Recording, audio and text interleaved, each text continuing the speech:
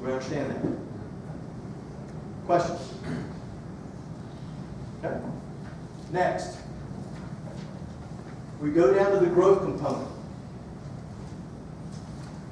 And what I know is that we're trying to help the client in 3 areas. We're trying to give them an opportunity to achieve the best rate of return possible while exposing their assets and their model to minimum amounts of risk. Now, when you think about those 2 things, good rate of return and minimum risk, those are typically not the same sentence. If you're looking for a high rate of return, the world says you got to take what? A lot of risk. If you want a low return, you can take a low risk. So how can we give them the best of both worlds? It goes back to what we talked about in the beginning, the difference between accumulation of wealth and the acceleration of wealth. If all I'm going to do is try to pick the right drawer in the model to put my money, and I'm simply going to compound the interest in, there's a lot of risk that I chose the right drawer to put that dollar. However, if I have other drawers in the model,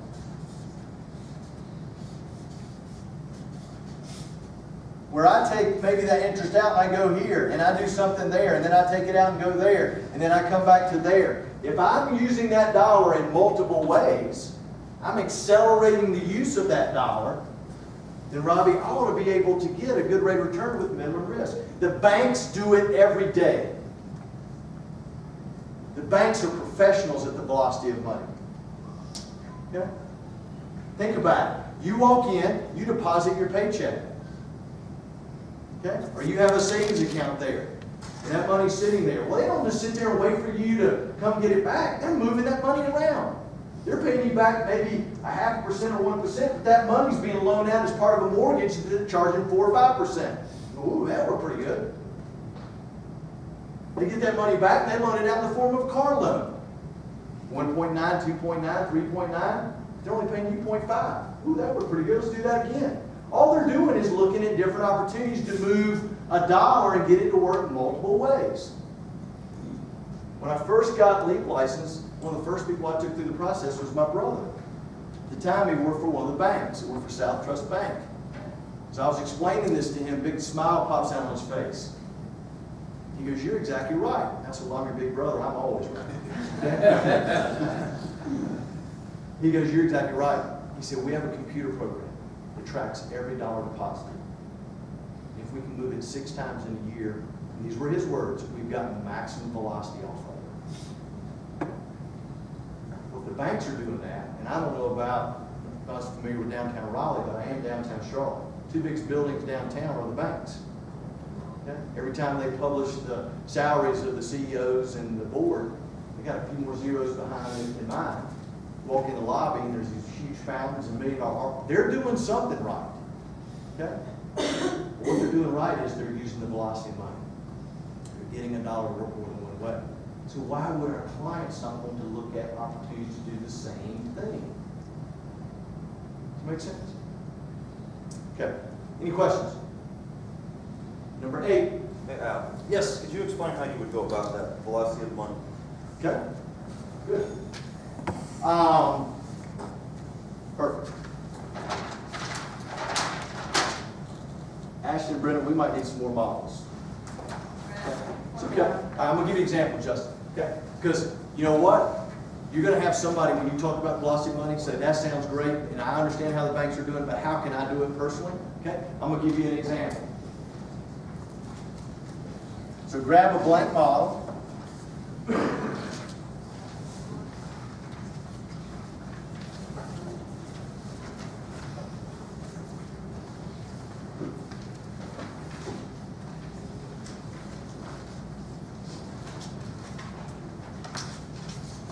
Just had a client call me, this was several years ago, and say, "Al, I'm leaving my employer, and I need to meet with you because I want to roll my 401k over to an IRA. I need your help figuring out what the best place is to put it, give me best returns and risk, et cetera, et cetera." So if you look at that, that would go into drawer S9, okay?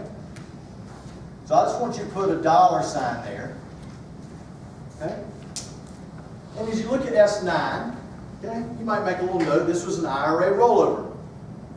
Now this gentleman is 45 years old. And after we decided which investment company and which funds of theirs to invest it in, he got up, Justin, to leave. I said, where are you going?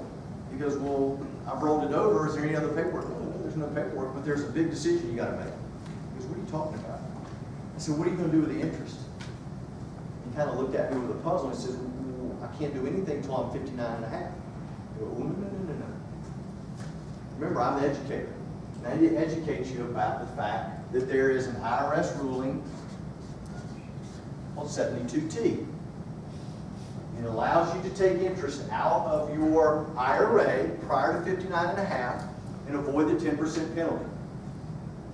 His ears perked up. He goes, you got to be kidding me. I go, no. He goes, how much could I get out? He had the ability to get out up to $20,000 a year without triggering the penalty. So you had a choice. I can either leave that $20,000 in that drawer to grow, or I can pull it out. You with me? Now, that was not going to, Justin, take out all the growth. There would still be, based on the performance of that fund, there would still be some growth. We just slowed it down because we took some of the interest out. You with me? Now, obviously, before we take it out, we've got to have something better to do with it, okay, than leaving it in there. So that was my question. If we take it out, what would you do with it? He said, Al, I've always wanted to own rental property. And I've always tried to figure out where I could come up with the money to do it. I would love to take this $20,000 and go down and buy a piece of rental property. Fantastic. Now, would you expect that rental property to grow in value? He said, well, of course, Al, I wouldn't buy it if it wouldn't. So,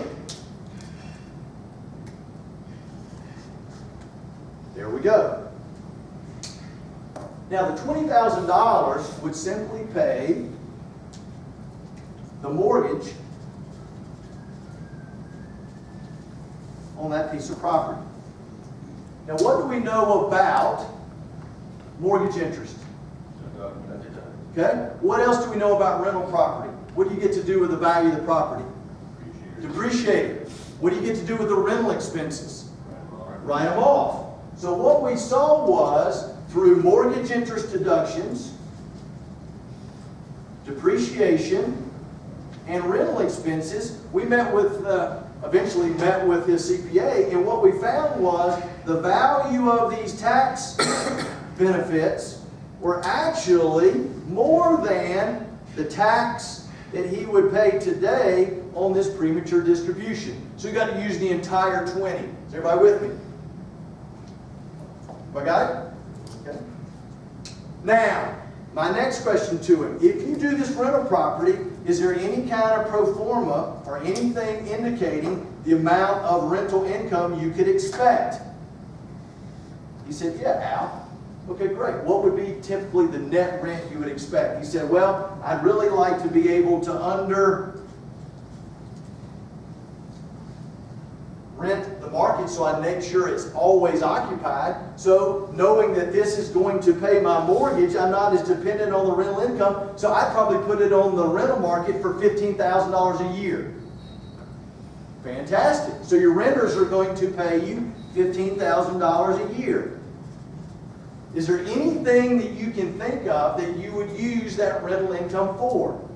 You say, well, Al, one of the things that, probably now that you think about it, or you help me think about it, when I left my employer, I lost my group benefits. Okay? And my new employer doesn't have them.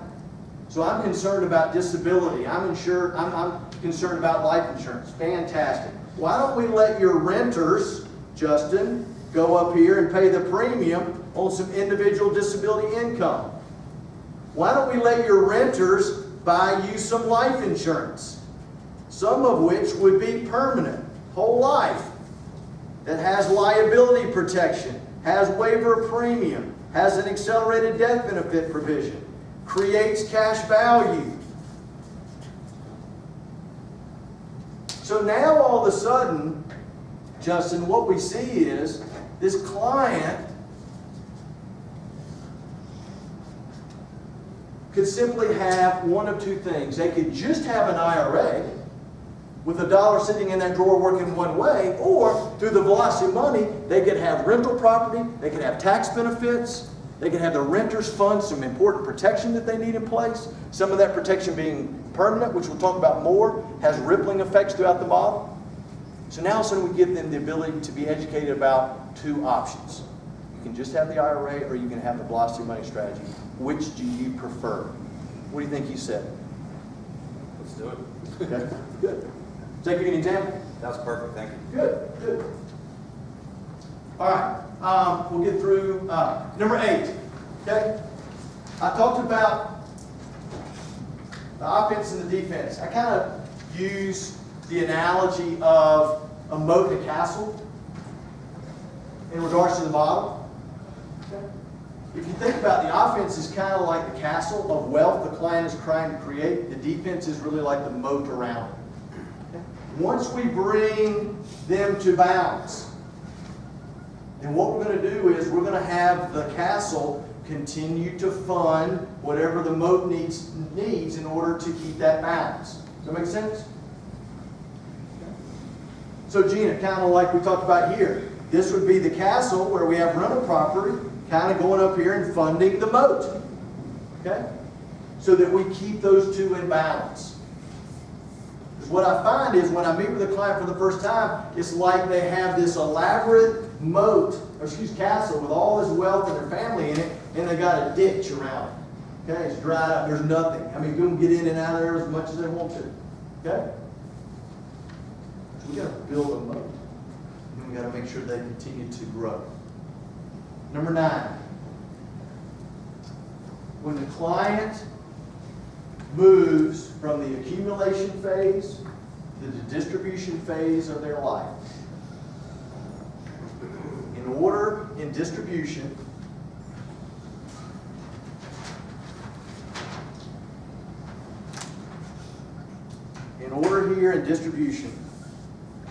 to have the maximum amount of flexibility, freedom, and control in how they spend their assets in retirement. They need a guaranteed death benefit equal to all the value of their retirement assets. So, if their maximum financial potential when the day they retire is $1 million, then they need $1 million of death benefit that's going to go to their family the day they die, so that they can spend this any way they want to in retirement. So when we look at number 9, asset insurance, people go, well, Al, when I get to retirement, I don't need life insurance. I go, you know what? You're exactly right. Because you're no longer generating the income. We don't need to insure your life. Because in retirement, what's generating the income? The assets. But what you might want, Jason, is asset insurance to replace the income that's generated from your assets. Does that make sense? Yes? Using, when you say what kinds of assets, are you including the residence? Let me ask you a question. If you spend your entire life paying off a 30-year mortgage and you're sitting there living in one of your largest retirement assets, would you like to be able to live on it and take income from it? Why? Okay, then you need it. And I'd include it. You tell me you don't want to do anything, I say, well, then don't include it. Mark and I looked at a case yesterday. Neat couple. Okay, when we projected using the software, we'll show you here in a minute, their home was going to be paid for. It was going to be within $50,000 of the value of their qualified plan.